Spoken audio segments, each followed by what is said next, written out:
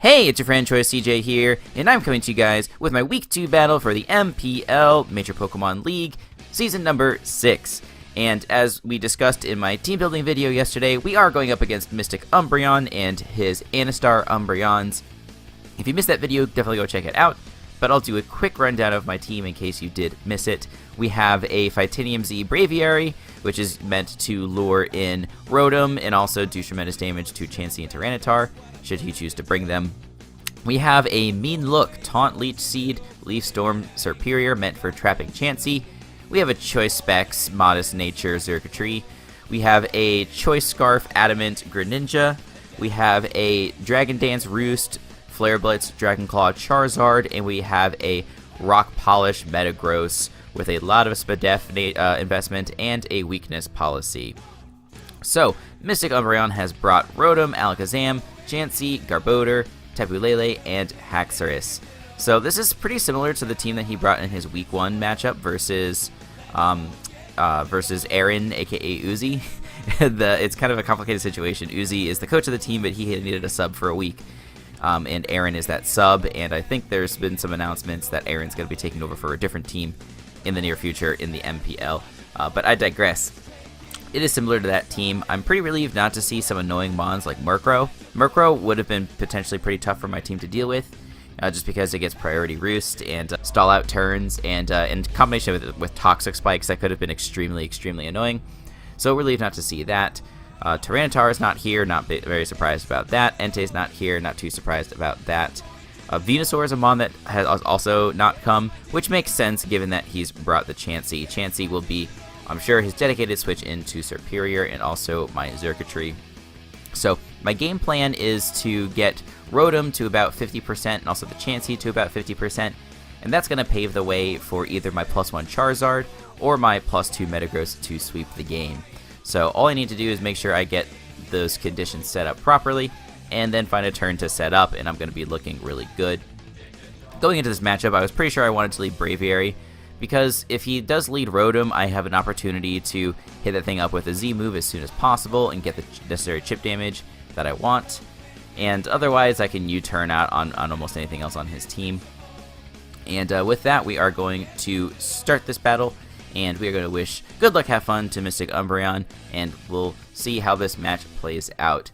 So, MysticUmbreon, aka 90s, is going to be issuing that challenge, and we are going to be leading off with Rambo, as MysticUmbreon chooses to lead off with Rotom. So, kind of the situation that I wanted. I'm not going to waste any time. I'm just going to go for the Titanium Z here, as it turns out that this Rotom is faster than me.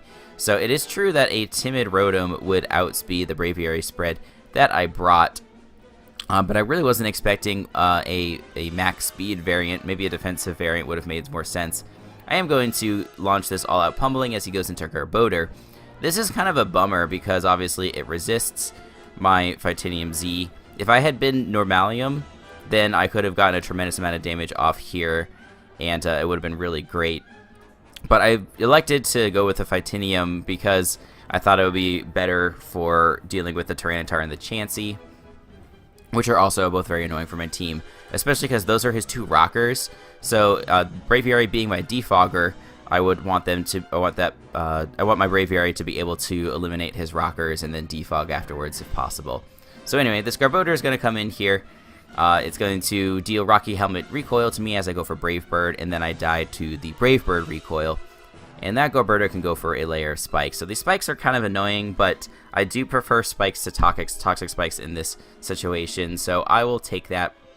And now I can go into my Xurkitree and go for a Volt Switch. And, this is most likely going to force a switch, or it gets a kill on this Garbodor. He's going to go into Chansey. I could go into my Superior here, but this is not exactly the situation I want with my Superior. I want to be able to have my Superior in versus something else, like Rotom, and then I want to click Mean Look as he switches into Chansey. And so doing that is nice because then I can spend my next turn clicking Taunt as he potentially goes for Rocks or Toxic, and then I can follow up for a Leech Seed as once the Chansey begins to spam Stealth Rock. So, long story short, I go into my Metagross instead of the Superior, as, this gives me a good opportunity to get up my rocks. So the Rotom switches in, excuse me, on my Metagross, And I switch out into my Superior because it's kind of the best switch in I have for Rotom, as he goes for Trick. So this turned out to be a Choice Scarf Rotom after all. So it's not 100% clear to me what sort of speed investment this thing has. But I digress. The Garbodor is going to come in here, and I'm just going to go for a Leech Seed because I'm not expecting him to stay in with Rotom. I thought Chansey would be coming in, and so going for Leech Seed versus the Chansey would allow me to get up my health, to a good amount of HP, and then I could pretty safely switch anything in. And then, I'll be safe because then I get the Leech Seed recovery on whatever mon I bring in. But he goes Garbodor, I miss the Leech Seed, which stinks. I go into Circuitry on the spikes, so there's now 2 layers of spikes on my field, which is kind of bad. But I can finally get the knockout on this Garbodor. So luckily for me, no toxic spikes. He did have them on his set, but he chose to go for the 2 layers of spikes instead. With the kill going in my favor, I decided to go into Greninja because I know I outspeed his entire team, and I can pretty safely go for a U-turn. And that's exactly what I'm going to do versus this Rotom here. And based on this damage that this Rotom takes, this is pretty likely an offensive Rotom completely. It's not like a bulky Rotom with Scarf Trick.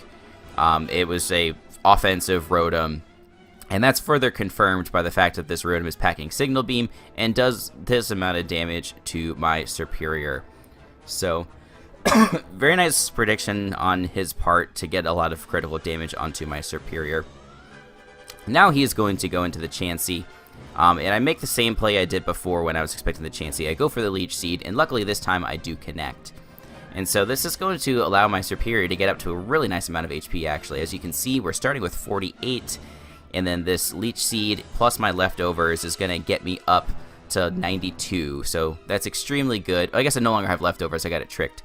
But in any case, so now this Chansey is at 55-ish% HP. If I go into a Mon and he stays in, he'll take another 12% from Leech Seed, and that's exactly what happens right here. So it puts him at around 40% or so. So with Chansey this low, with Rotom being offensive, I don't need to get that Rotom down any further in order to one-shot it with Dragon Claw. This Chansey is in range of Dragon Claw. The Garbodor is gone, so that thing could have done Rocky Helmet plus Aftermath to me.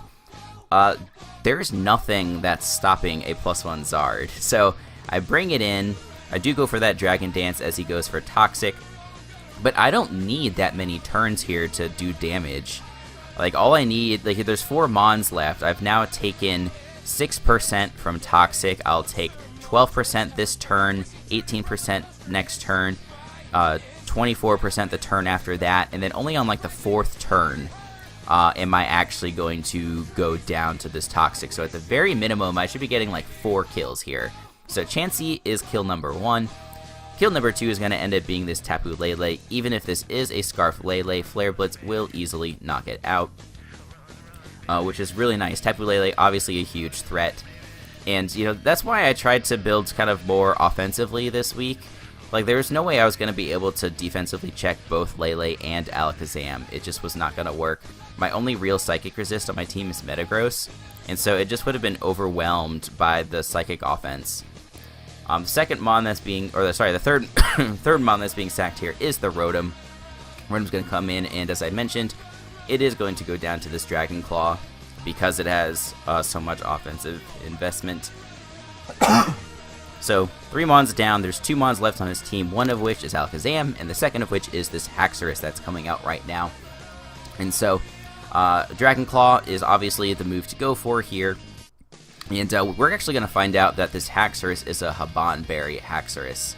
So it's kind of a weird play. He could have potentially gone out into this sooner and lived with the Dragon Claw and then revenged me with his own Dragon-type move or with Earthquake or something like that.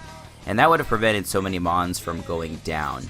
The way that he's played this, it does put me into a little bit of a tricky situation if I didn't have Scarf Greninja, because now he can Dragon Dance as I go down to my own Toxic, and now he's at +1/+1, so definitely potentially spooky, but I do have my Greninja like I mentioned, and I can just go for Night Slash and revenge kill this thing, and the Alakazam that's going to come in after this cannot take the Night Slash either. I am adamant it is Stab, so Alakazam will easily go down, and it's going to end up being a 4-0 victory for us. So just one final note on the Haxorus.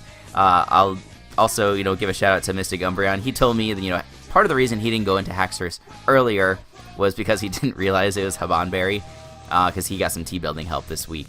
So that partially is the reason why he made the play that he did. And again, it actually would have worked out for him if I didn't have a Scarfer on my team.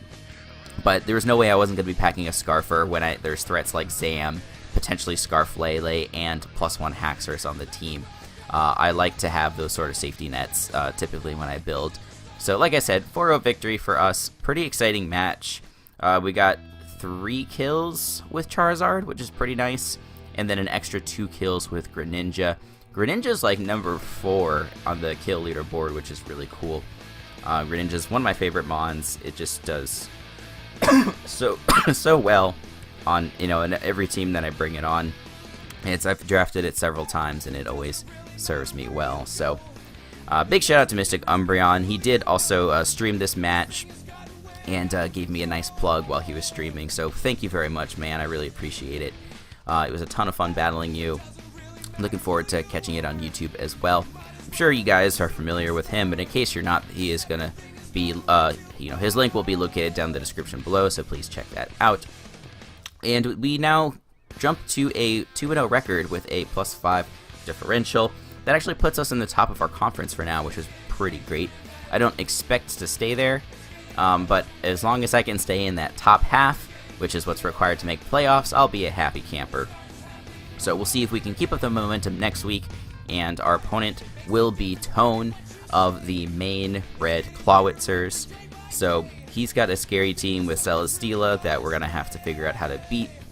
And yeah, we can maintain our momentum. We'll be looking to be in a very good position as this season progresses. So thank you guys for watching. Make sure you check back to the channel for other gaming and Pokemon content. Until the next time, I'll see you guys later.